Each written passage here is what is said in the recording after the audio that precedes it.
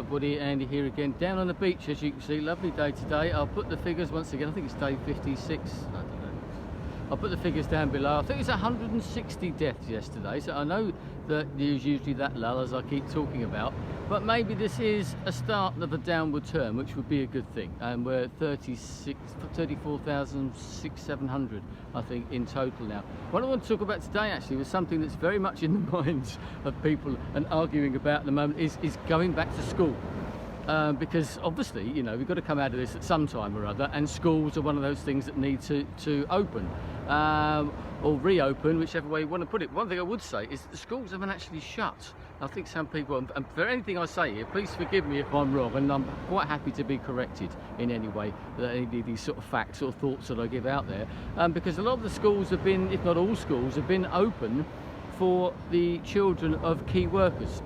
So all those NHS workers, all the other key workers that we've been talking about, their families, their children have been schooled or have been able to be schooled in schools. So teachers have been working, I believe, on like a rota system. So they haven't not been working, they have been working all this time, but obviously because of social distancing and stuff, there haven't been that many children at the schools.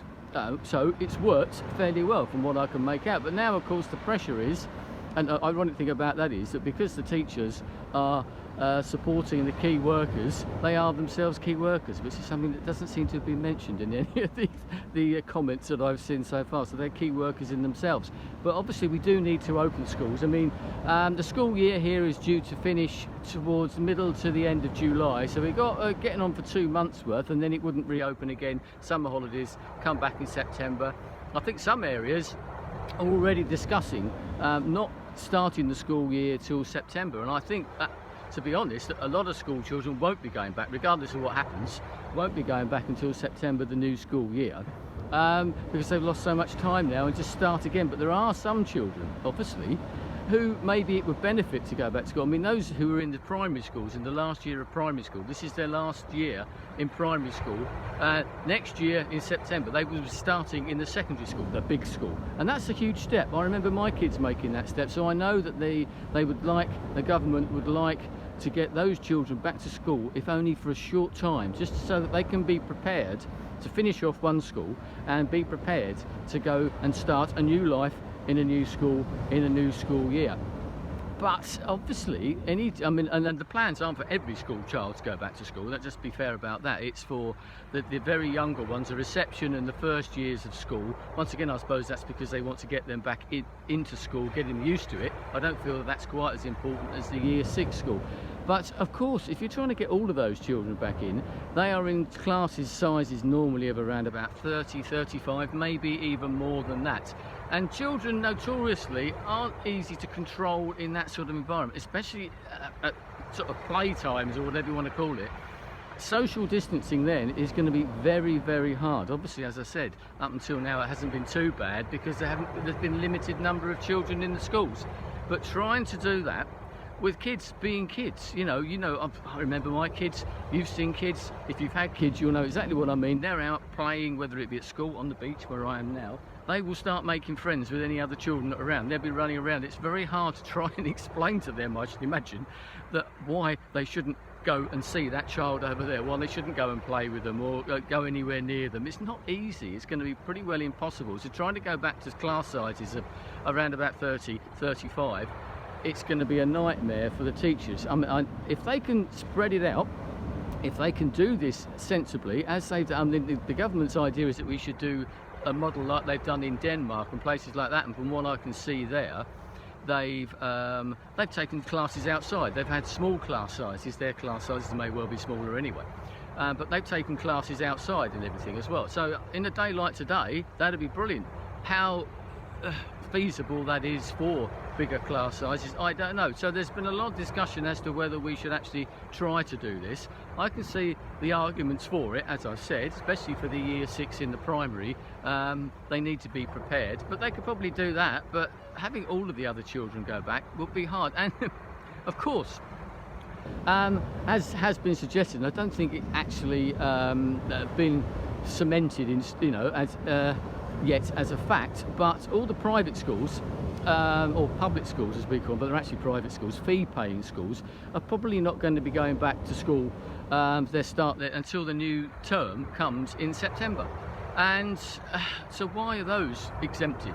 And also, you know, that's the fee-paying school. They thought, well, hang on a minute, why are they making that decision? They must be making the decision for one reason or another. Their schooling is just as important as any other child in an ordinary state school. And I wonder how many cabinet ministers' children actually go to state schools. Not very many, I bet. And also, let's talk about all the science behind this, because children are great communicators, and they potentially could spread this disease like wildfire, this virus like wildfire. But for some reason, my understanding is that they don't seem to be affected by coronavirus in any way like they usually are with something like the flu virus. So there's a difference there somewhere, but the science isn't proven. The science hasn't been released that as far as I can understand. So there's a real debate going on about this. And something I looked at yesterday, basically, if you're a parent of a child and you don't think it's safe for them to go back to school, they might have an underlying health condition for a start, then you will not be fined if you don't send your child back to school. In a normal sense, if you don't send your child to school, you will be fined for that. They're not going to do that. So I suppose the inference there is, yes, we want your children to go back to school, but if you don't, we're not really going to do anything about it, which is probably a sensible way of doing things. But unfortunately, schooling is used as a form of childcare by certain people, and which isn't really what schools are about. Schools are about learning, they're about education, they're about teaching children to grow up. They're not about childcare, but that's another debate for another time. So the jury's out on that one. I mean, I totally respect any teachers that don't want to go back because they see problems with it. And don't forget, they're susceptible to this as much as anybody else, as any other frontline staff are. They're as susceptible to this virus as anybody, and then it can be then transmitted back to their homes or the homes of other children, and on we go. So there's very good arguments against not starting the schools, apart from maybe that year 6 in the primary, if it's possible. Otherwise, why not just write it off? They've cancelled all the exams, which is what a lot of it leads up to at this particular time of year. So maybe just let it rest until September.